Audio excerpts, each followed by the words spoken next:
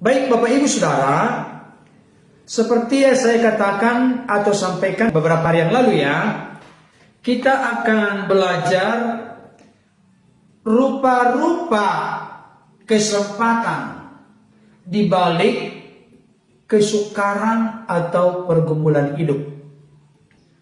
Adapun alasan atau argumentasi saya menyampaikan ini kepada Bapak Ibu Saudara, karena memang realita atau kenyataannya kita sedang diperhadapkan dengan tantangan demi tantangan, kesukaran, kesulitan, pergumulan saat ini secara khusus terkait dengan pandemi virus corona, yang mana kita tidak tahu persis kapan ini akan selesai, kapan ini akan berlalu. Oleh karena itu, mari arahkan hati pikiran kita, lapar dan haus akan firman, hati yang tertuju kepada Tuhan melalui kebenaran firman ini, bahwa ternyata begitu banyak rupa-rupa kesempatan yang Tuhan mau lakukan, Tuhan mau perbuat, Tuhan mau nyatakan dan kerjakan di dalam kehidupan kita, di tengah-tengah, di masa-masa sukar, di masa-masa persoalan yang sedang melilit menimpa kehidupan kita saat ini. Mungkin Bapak Ibu Saudara bertanya kepada saya, Pak Pendeta, apa manfaat yang paling signifikan, yang paling penting, sifatnya urgent, mendesak, sehingga membahas terkait ini?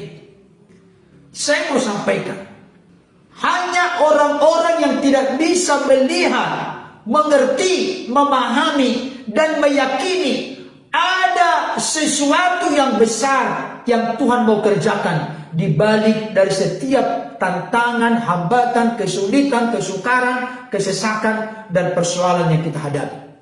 Kalau saudara dan saya, kita semua dapat menangkap maksud Tuhan, menangkap tujuan Tuhan, menangkap kehendak Tuhan di balik dari kesukaran, saya yakin dan percaya kita akan tegar, kita akan kuat, kita akan kokoh, kita tidak akan putus asa, kita tidak akan tawar hati, kita tidak akan menjadi lemah dan menyerah dalam menjalani kehidupan ini, karena kita tahu dan yakin Allah turut bekerja dalam segala sesuatu, dalam suka dan duka, dalam sehat dan sakit, dalam pergumulan, tidak pergumulan, semuanya diramu, digolok oleh Tuhan untuk mendatangkan kebaikan bagi saudara dan saya, bagi kita semua yang teguh berharap, percaya kepadanya, dan terus belajar mencintai Dia. Semakin indah disempurnakan dan semakin luar biasa.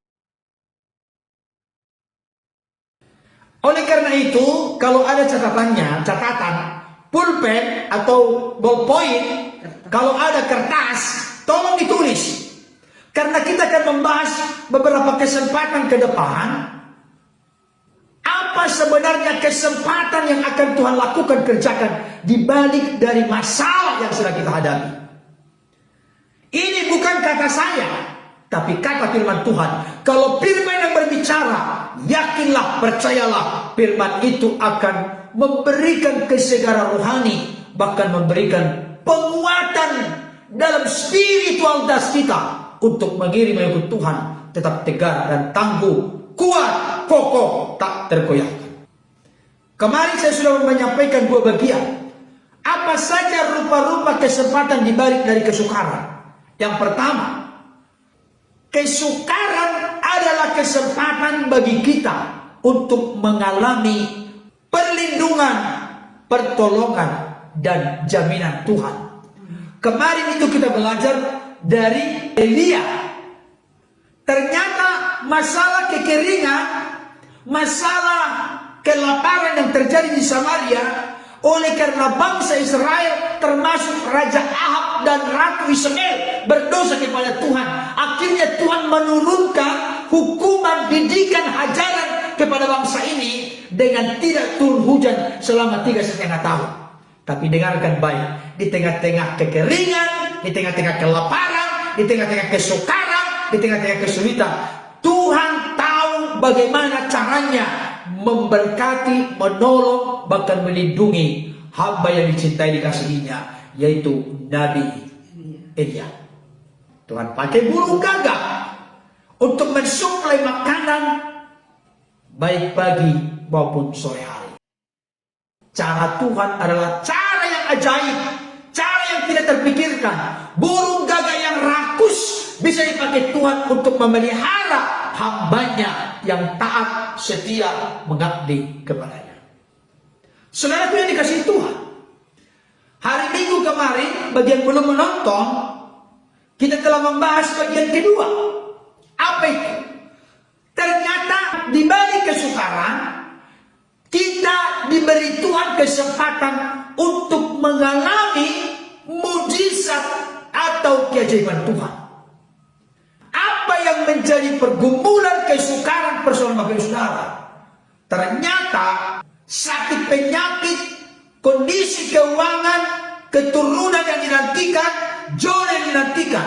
Saya mau kasih tahu, itu semua dikategorikan sebagai masalah dalam kehidupan, kesukaran dalam kehidupan, pergumulan dalam kehidupan. Saya mau kasih tahu, ternyata semua itu menjadi kesempatan bagi saudara dan saya, bagi kita semua untuk mengalami mujizat dan keajaiban Tuhan.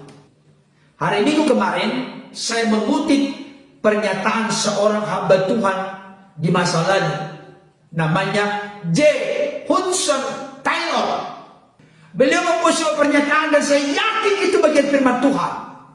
Tapi dirumuskan, dikalimatkan oleh beliau sedemikian praktis, sedemikian menyentuh, sedemikian menyentak kita.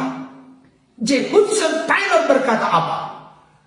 Kesulitan-kesulitan, kesukaran-kesukaran adalah pentas di mana Allah akan mempertontonkan mujizat, kuasa, dan keajaibannya. Contoh, sakit penyakit. Ini sakit penyakitnya.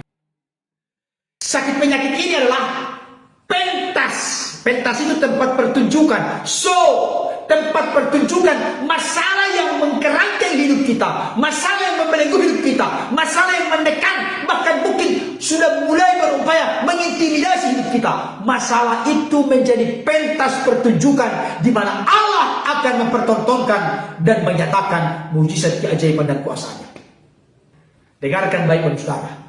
Allah kita adalah ahlinya pembuat mujizat dan keajaiban, serta Dia senang mengerjakannya kepada setiap anak-anaknya yang teguh berharap, percaya kepadanya.